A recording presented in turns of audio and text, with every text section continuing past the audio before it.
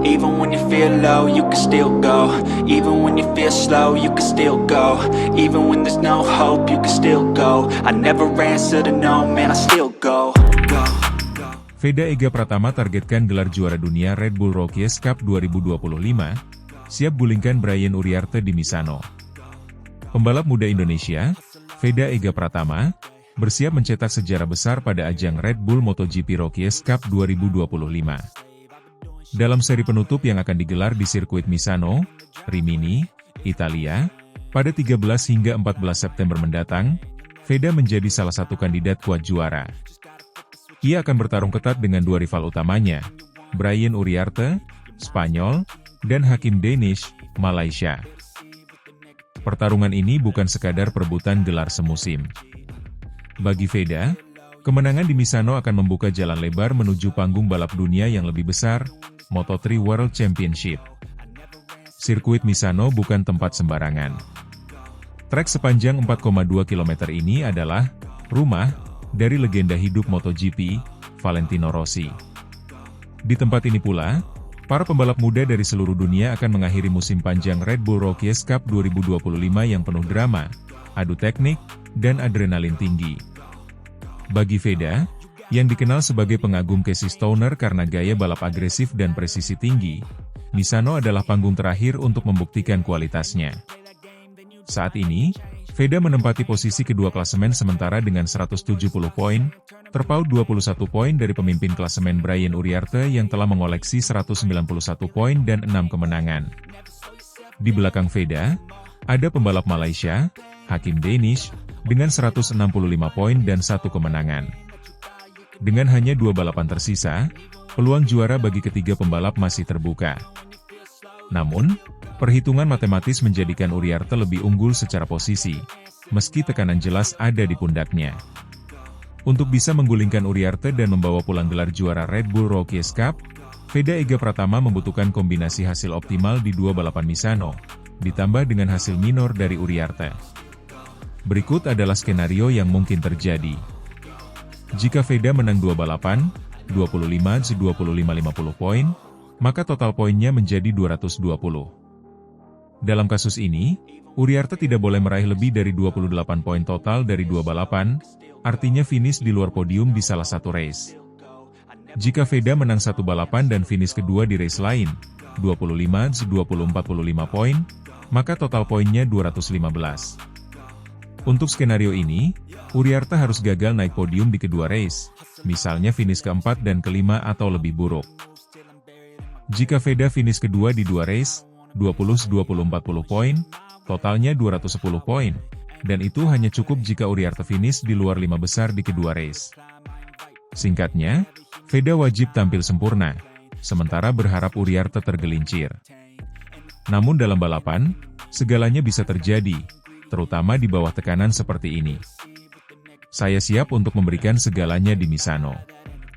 Ini mungkin kesempatan terbaik saya untuk mengangkat nama Indonesia di ajang dunia, ujar Veda dalam sesi wawancara menjelang keberangkatannya ke Italia.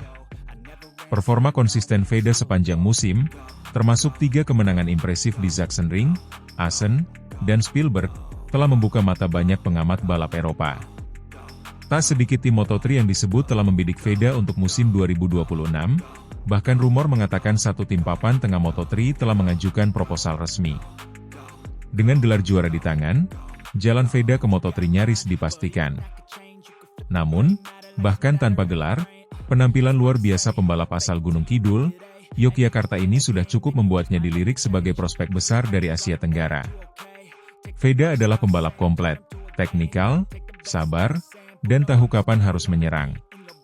Mentalnya sudah seperti pembalap Grand Prix, kata salah satu pencari bakat dari tim Moto3, yang meminta namanya tidak disebutkan. Meski diunggulkan di atas kertas, Brian Uriarte akan menghadapi tekanan besar.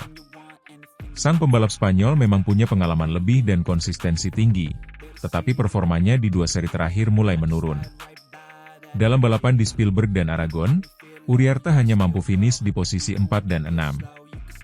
Sementara Veda justru sedang dalam tren menanjak, mengumpulkan podium berturut-turut dan menunjukkan kematangan balap yang luar biasa. Jika tren ini berlanjut, Bukan tidak mungkin pembalap Indonesia itu bisa menjungkalkan Uriarte di sirkuit yang pernah melahirkan juara dunia. Target saya jelas, menang 2 balapan. Saya tidak ingin hitung-hitungan poin, saya ingin menang di lintasan, tegas Veda. Pencapaian Veda tidak lepas dari dukungan penuh dari berbagai pihak di Indonesia, termasuk PP IMI, Ikatan Motor Indonesia, Kemenpora, dan sejumlah sponsor nasional yang mulai menaruh perhatian serius pada dunia balap motor. Akun-akun media sosial pembalap muda ini pun mulai dibanjiri dukungan. Banyak penggemar menyebut Veda sebagai the next Marc Marquez, bahkan ada yang menyebutnya calon juara dunia MotoGP di masa depan. Apapun hasil di Misano nanti, kami bangga dengan Veda. Dia sudah membawa bendera Indonesia bersaing di level dunia, kata Ketua Umum PP IMI, Bambang Susatyo. Red Bull Rookies Cup 2025 bisa menjadi titik balik karir Veda Ega Pratama. Kemenangan di Misano bukan hanya soal gelar juara, tapi juga simbol kesiapan pembalap muda Indonesia menembus panggung Grand Prix. Dengan semangat, bakat, dan dukungan penuh, Veda siap mengguncang dunia balap internasional, dan Misano bisa menjadi awal dari segalanya.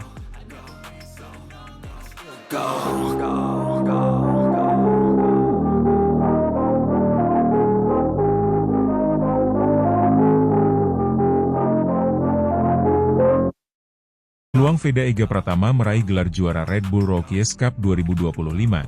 Mampukah Veda mengungguli Brian Uriarte di balapan pamungkas?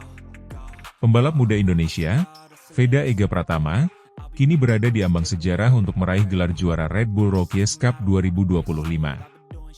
Menyisakan 1 putaran terakhir di GP San Marino, Veda memiliki peluang besar, meskipun ia harus berjuang ekstra keras. Perjalanan Veda hingga saat ini sudah sangat mengesankan, dan di balapan pamungkas ini, ia akan berhadapan langsung dengan pesaing terberatnya, Brian Uriarte dari Spanyol. Saat ini, Veda berada di posisi kedua klasemen dengan 170 poin, tertinggal 21 poin dari Uriarte yang memimpin dengan 191 poin. Kesenjangan ini terbilang cukup tipis, mengingat di setiap balapan, poin maksimal yang bisa didapatkan adalah 25. Dengan 2 balapan yang akan digelar di sirkuit Misano pada 13-14 September mendatang, total 50 poin masih bisa diperebutkan.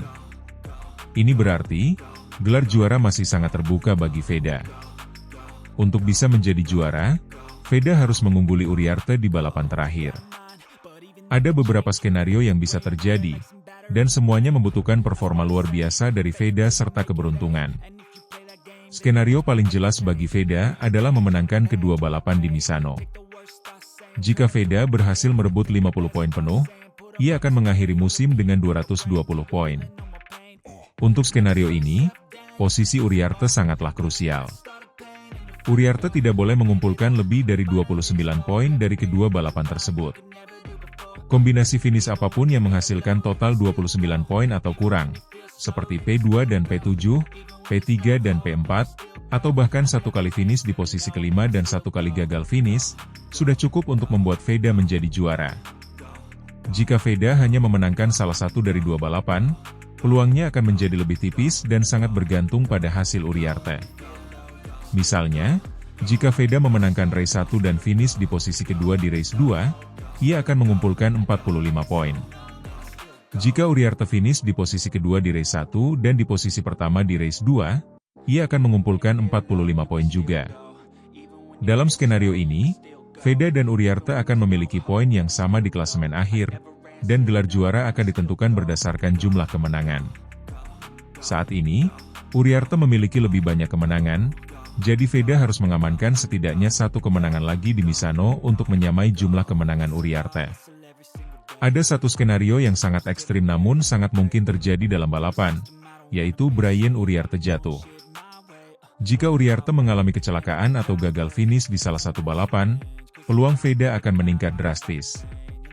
Misalnya, jika Uriarte jatuh di race 1, dan Veda berhasil finish di posisi pertama, Veda akan langsung mendapatkan 25 poin, sementara Uriarte tidak mendapat poin sama sekali. Jarak poin antara mereka akan terpangkas menjadi hanya 4 poin, jika Veda mendapat 25 poin. Di balapan kedua, Veda hanya perlu memastikan ia finish di depan Uriarte untuk mengamankan gelar juara. Jika Veda memenangkan kedua balapan dan Uriarte jatuh di salah satunya, maka Veda dipastikan menjadi juara. Perlu diingat, jatuh bukanlah sesuatu yang diinginkan oleh para pembalap, namun dalam balapan yang penuh dengan tekanan dan persaingan, hal seperti itu bisa saja terjadi. Meskipun perhatian utama tertuju pada persaingan antara Veda dan Uriarte, jangan lupakan bahwa Red Bull Rookies Cup bukanlah balapan dua kuda. Di posisi ketiga klasemen, ada pembalap Malaysia, Hakim Danish, yang juga memiliki peluang untuk mencuri gelar. Ia saat ini hanya terpaut 5 poin di belakang Veda. Jika Veda dan Uriarte terlalu fokus pada persaingan mereka dan membuat kesalahan, bukan tidak mungkin Danish akan menyodok ke depan dan merebut gelar juara. Hakim Danish sendiri adalah pembalap yang sangat kompetitif dan telah menunjukkan performa luar biasa sepanjang musim. Kehadirannya akan menambah tekanan bagi Veda dan Uriarte, memaksa mereka untuk tidak hanya bersaing satu sama lain, tetapi juga waspada terhadap ancaman dari belakang. Pada akhirnya, segala skenario masih bisa terjadi. Putaran pamungkas di Misano dipastikan akan menjadi ajang pertarungan yang sengit dan mendebarkan, menentukan siapa yang akan dinobatkan sebagai juara Red Bull Rookies Cup 2025. Veda Ega Pratama telah membuktikan bahwa ia adalah salah satu pembalap muda terbaik di dunia, dan kini, ia hanya selangkah lagi untuk mewujudkan mimpinya. Mampukah Veda mengungguli Brian Uriarte dan mengharumkan nama Indonesia? Kita akan mengetahuinya di GP San Marino.